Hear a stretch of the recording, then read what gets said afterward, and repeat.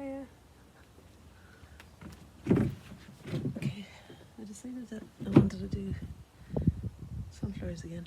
This is Yupo paper again, and cadmium yellow I started, I think.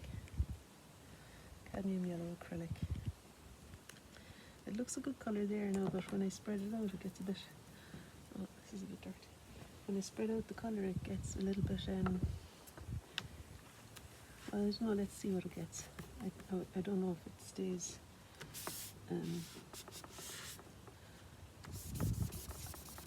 sorry, this wasn't part of the plan. Okay, maybe I'll use this actually. Well, no, I'll try the brush. I was saying, when I spread it out, it seems to get, to change colour a bit. No, it's not actually, it's fine. Okay, so, what ones will I do? I think I want to do this one that's in the centre there. I've put out a lot of paint, haven't I? There's no need for all that. I suppose I could do this other one down here as well. It's kind of trumpeting down the way like that. Just keeping my eyes half closed as I visualise the space that the yellow occupies, the general shape of the yellow. And I've encroached into the centre of the flower a bit, but I can always lift it out, or when I'm painting the dark brown in the centre, paint that a bigger shape over the yellow. It's not so easy to cover the other way around, you know, with the yellow over the brown. Right, so I'm going to clean and dry my brush so that it's damp and clean. And yeah, I guess I'll make the shape of the inside with that just a little bit. Begin to sculpt the shape with the damp brush of the brown space in the centre. I really could do with a rag because I'm using my shirt to dry. I suppose I could just use the shirt on this side, so it's not so far away from the water.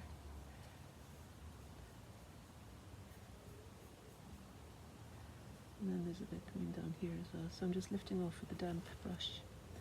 Not too fast that it's not completely back to the white paper, because as I say, the dark brown is going to overcome the white anyway, the yellowish white. Okay, and then there's some slight shifts here too.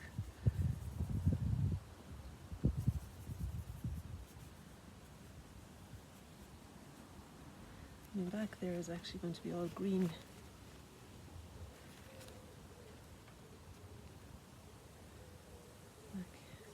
Yeah, parts of the background will be green.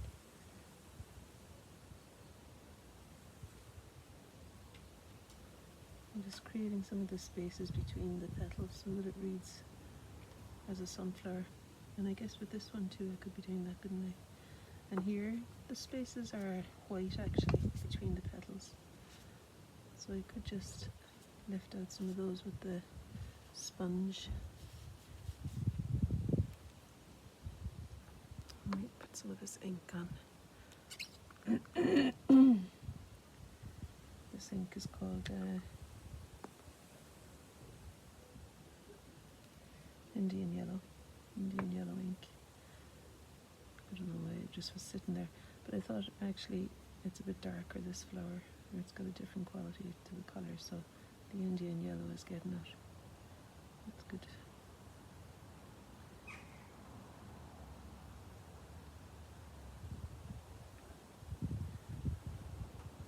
Just half closing my eyes to pick out what I see as significant. Significant darks and lights and significant shapes. They're probably a wee bit darker. As we go down here, there's definitely some shadowing. I might try using the Van Dyke brown. Maybe got a touch of the ultramarine blue, just as a kind of a handy dark that I have some idea of what it might look like, just to deepen the tone of some of those yellows down here.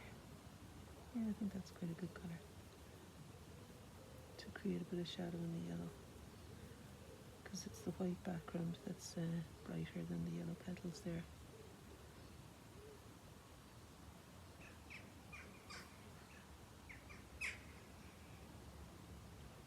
And some of the yellow petals, most of them down this end, are darker than the background.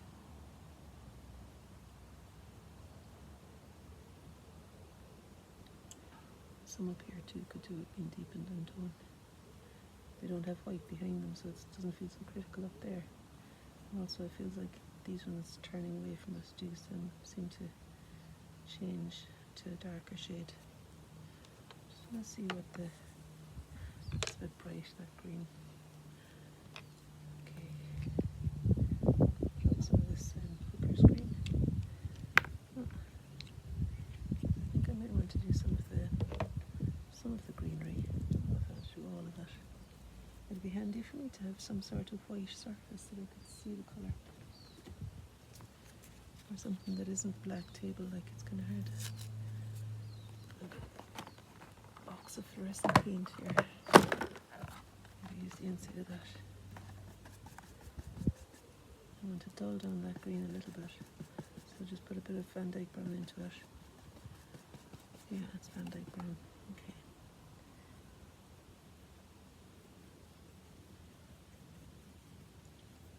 So I'm just blocking in the space within which those leaves will sit without concerning myself too much about explaining the leaves. I'm just finding the space that they occupy first. How much, where is this green located? In a couple of spaces it comes up into the sunflower, so I did want to capture the character of the leaf there. And some of the edges here maybe are useful to explain. But generally I just want to capture the shape of the leaf, the shape of the green, sorry. Rather than concerning myself too much with the ins and outs. Unless something is really kind of obviously making itself known to me in the midst of the green, like that little bit of petal was there, and this curve here too. Which wants to be known as petal and not green.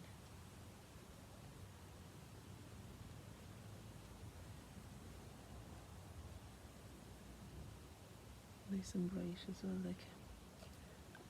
I just use the clean damp brush here to lift out that, and I can later pop in some yellow in there, because that's a nice light petal that's there. And I'm also going to use this brush to carve out the shape of the leaves.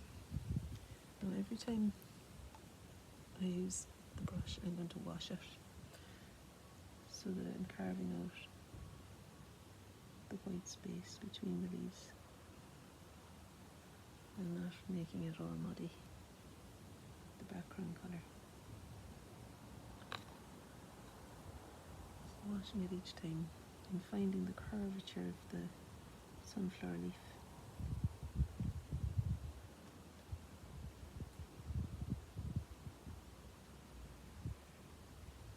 And the negative spaces between these little tendrils.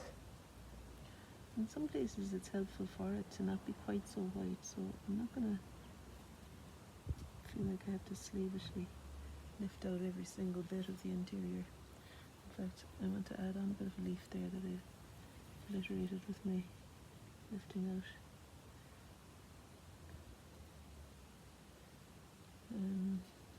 Yeah, it gets a bit wider at that end too. And then there's bits that are darker in here. Again, half closing my eyes so that I don't get lost in detail. Putting a bit more brown into the green as well, give it a bit more density and just more pigment rather than water. I have to keep drying it out so that it's not all water. There's enough fluidity in the paint itself here that I don't need water as well.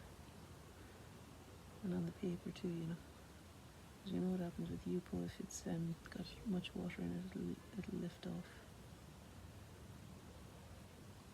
So continuing with half closed eyes here, finding the dark as it comes up into the space where the petals are.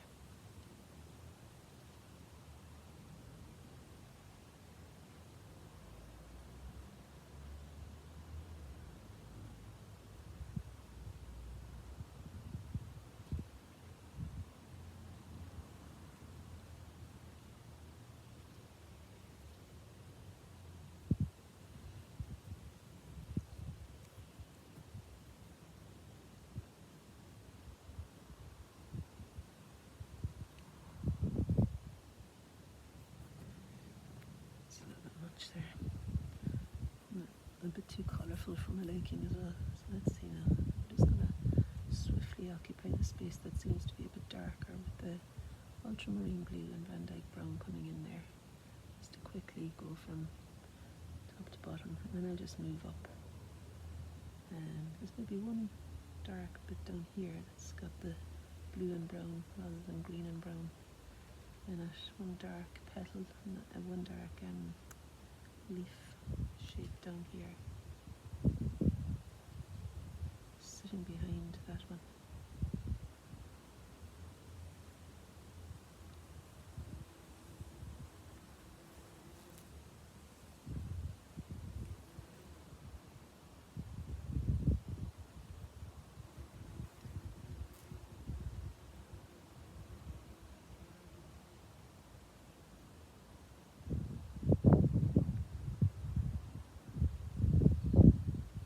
This leaf that extends across the stem. The stem is a bit more brownish looking now, but I'm just going to put it in as a dark beside that light petal and this light bit here. I suppose this is the connecting stepping stone to the other sunflower, so it's maybe a helpful thing to focus on a little bit.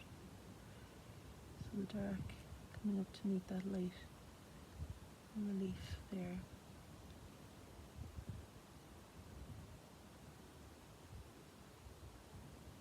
And the stem of the sunflower is just a little bit darker than that leaf is. It comes up here, and then there's another leaf in front of it. It's actually maybe a wee bit warmer. It needs like a reddish.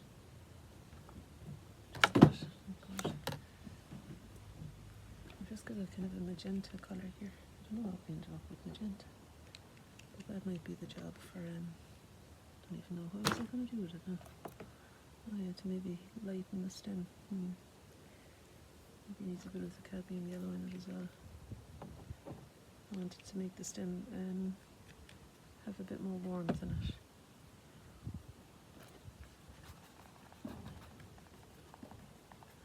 So I thought putting a touch of magenta, because I can't see the red anywhere, would give me a colour that feels a bit more like this part of the sunflower.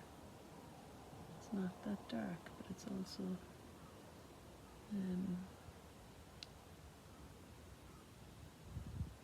it's not as dark as the green here at all, but it's got a different shade that sets it apart too.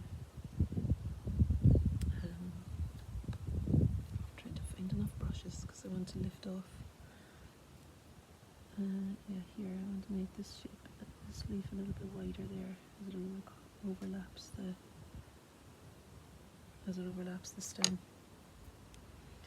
But of course I've muddied the colour a bit there now, so I'm going to go back and get some more of that ochre's green. And I think just, well, with a touch of the yellow in it, ochre's green should work to paint back in what I lifted off there. That's okay. I mean, you might say it's annoying having to do that, but I kind of like the challenge of the eco paper for that. You have to kind of watch the consistency of paint to water, and it feels like keeps me on my toes, you know. Now,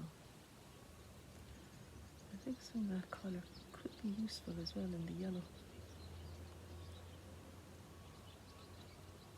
The kind of magenta shadow seems to be helpful, I think, where some of the leaves meet the yellow flower. Then it's a kind of a magenta shadow that's there in places. Seems like I'm focusing far more on this flower than on the other one that I originally thought I would be focusing on. So yeah, there's magenta here too, and a little bit further down here. Maybe I could also colour this last leaf a little bit more with the deeper tone of the magenta mixed with some of the brown and blue. It's not just the magenta on its own there, but it's the magenta that's giving it that nice kind of shadow colour feel.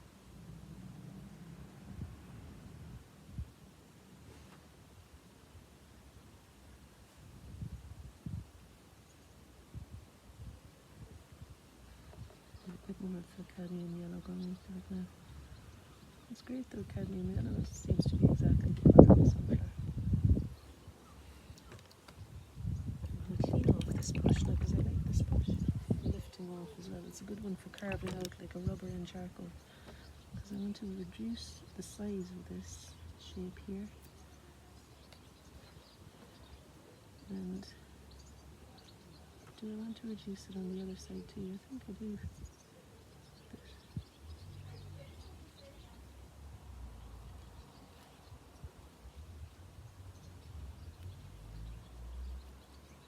And then there's a space here.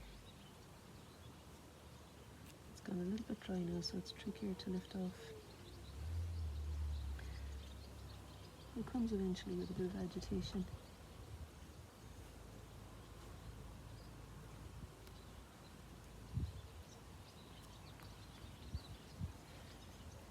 And then here.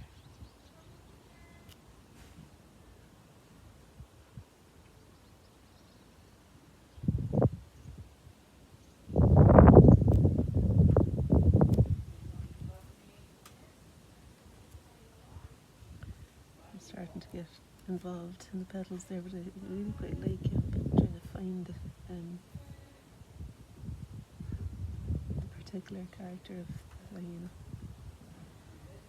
So it's possible to get a little bit like focused in on one area, which is no harm for a while, but then it's good too to keep an eye on that it doesn't take over altogether, and that you keep a balance too. And also bring some of the magenta mixed with the cadmium yellow up to here. I mean, I think you could use any red really. A warm red would probably work just fine, you know. Like or actually, sorry, a cool red probably, like alizarin crimson, or maybe a bit of cadmium with ultramarine blue if you wanted to try that. Depends on the particular colour of your sunflower and the light that you're painting in.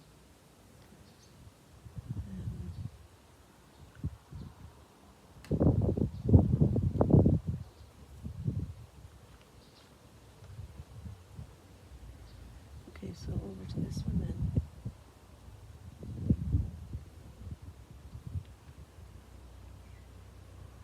I'm wanting to bring some of this warmth into this area of the sunflower.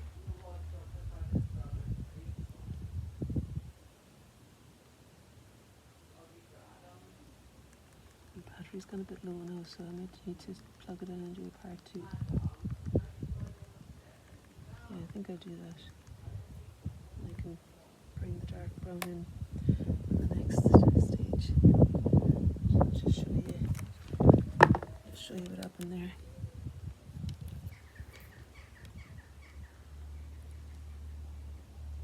Okay. And see you for the next one.